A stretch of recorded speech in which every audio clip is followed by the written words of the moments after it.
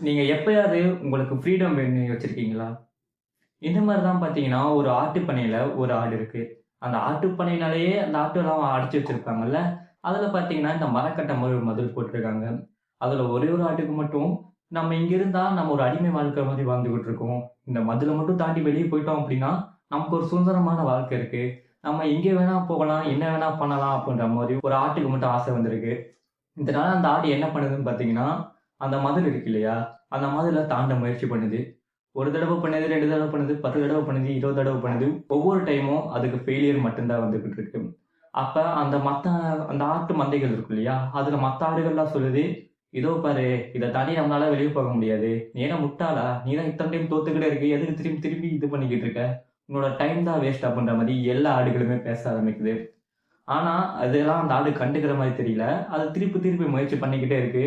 ஒரு நாள் அந்த ஆடு பார்த்தீங்கன்னா, அந்த மதில தாண்டி குதிக்குது. அது குதிச்சுட்டு பார்த்தீங்கன்னா, சந்தோஷமா போகுது. மத்த ஆடுகள்லாம் அத ஏக்கமா பாக்குது. இந்த ஆடு ஏன் மத்த ஆடுகள் சொன்னது கேட்கலன்னு பார்த்தீங்கன்னா, அந்த ஆடுக்கு காது கிடையாது.